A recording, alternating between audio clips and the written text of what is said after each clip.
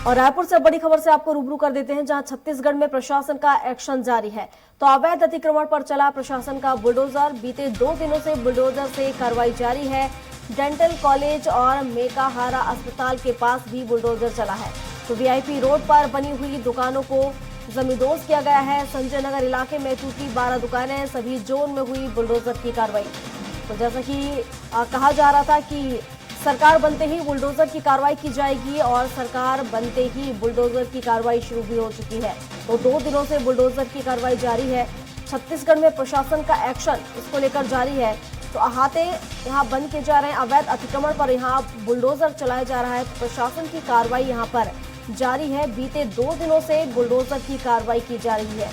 बता दें, dental college और मेकाहारा अस्पताल के पास भी बुलडोजर चला है। वीआईपी रोड पर बनी हुई दुकानों को भी जमींदोज किया गया है। तो अवैध अतिक्रमण पर प्रशासन सख्त नजर आ रहा है, और इसी को लेकर अब बुलडोजर की कार्रवाई की जा रही है। पहले भी आपको बता दें कि विधानसभा चुनाव से पहले ही ये बात बीजेपी नेताओं के द्वारा कही गई थी कि अगर बीजेपी की सरकार छत्तीसगढ़ में बनती है तो बुलडोजर की कार्रवाई की जाएगी, और छत्तीसगढ़ में भारी मतों से बीजेपी की सरकार बनी, और उसके बाद से ही बुलडोजर की कार्रवाई यहाँ देखने को मिल रही है। 2 दिन हो चुके हैं, 2 दिनों से बुलडोजर की कार्रवाई जारी है। अवैध अतिक्रमण पर बुलडोजर की कार्रवाई की जा रही है। कई दुकानों को जमींदोज किया गया है। अतिक्रमण को देखते हुए यहाँ पर प्रशासन का बुलडोजर चला है, और इस पर विस्तार से जानकारी के साथ हेमंत शर्मा हमारे साथ, हमारे सहयोगी लाइव जुड़ चुके हैं। हेमंत, जिस तरीके से विधानसभा चुनाव में कहा जा रहा था कि अगर बीजेपी यहाँ पर भारी मतों से जीतती है तो बुलडोजर की कार्रवाई की जाएगी, और अब देखा जाए बीजेपी जीत चुकी है और अब बुलडोजर की कार्रवाई भी शुरू हो चुकी है। देखिए, विधानसभा चुनाव के लगभग 3 महीने पहले बुलडोजर जैसी बात बीजेपी के नेताओं ने कही थी। प्रदेश अध्यक्ष अरुण साव ने इसकी शुरुआत की थी, और उन्होंने स्पष्ट तौर पर कहा था कि सरकार बदलने के बाद जो आतंकी हैं, जो अपराधी हैं, जो अवैध कब्जाधारी हैं, उन पर बुलडोजर चलाया जाएगा।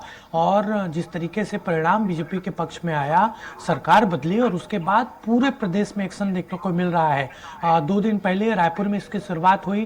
तमाम जो अवैध कब्जे थे उसको हटाया गया। इसके साथ साथ जो मोती बाग का चौपाटी था, अवैध तरीके से वहां पर चल रहा था, स्कूली बच्चे वहां पर परेशान थी, अवैध शराब वहां पर बिक रहा था, उसके बाद वहां पर कार्रवाई की गई। और इसी तरीके की कार्रवाई बिलासपुर में हुई। बिलासपुर के बाद आरंग जो नगर पंचायत क्षेत्र है, वहां पर भी कल कार्रवाई हुई है। चकना सेंटरों को हटाया गया। और इसके अलावा रायपुर में तो एक तरीके से देखा जाए तो लगभग सभी 70 वार्डों में ये कार्रवाई हो रही है। कल वीआईपी रोड में कार्रवाई हुई, उसके बाद जब्बार नाला में कार्रवाई हुई, और उसके बाद मेकाहारा अस्पताल के सामने जो अवैध ठेले लगते थे उसको पूरी तरीके से साफ किया गया।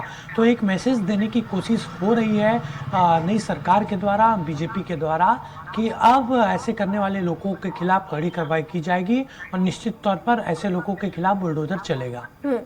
बिल्कुल हेमंत, और देखा जाए तो शराब को लेकर भी नेताओं के द्वारा बड़ी बड़ी बातें कही गई थी, उसको लेकर किस तरह का एक्शन लिया जा रहा है?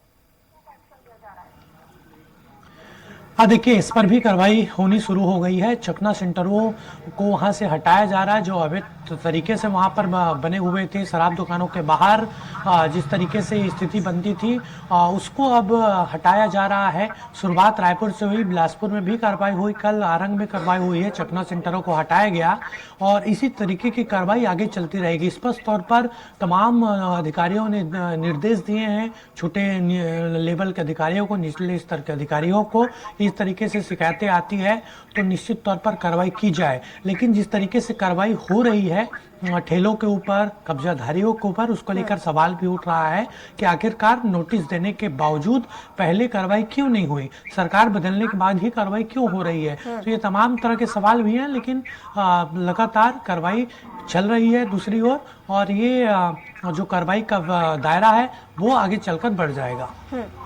बिल्कुल हेमंत, और जिस तरीके से हम देखें तो जो छोटे व्यापारी हैं जो अवैध रूप से यहाँ कब्जा कर रखे हैं, जो ठेले वाले हैं जिनकी दुकानों को जमींदोज किया गया है, तो क्या उन्हें कहीं और ये दुकानें देखा जाए तो दी गई है? क्या कोई व्यवस्था की गई है कि उनकी जो रोजी रोटी है वो भी चल सके?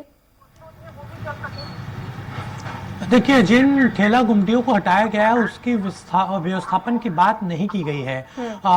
इसी बात को लेकर तो विवाद यहाँ पर हो रहा है। जो महापौर है जायज ढेबर, उन्होंने स्पष्ट तौर पर यह कहा था कि जो कार्रवाई हो रही है निगम की, उनको तक पता नहीं है।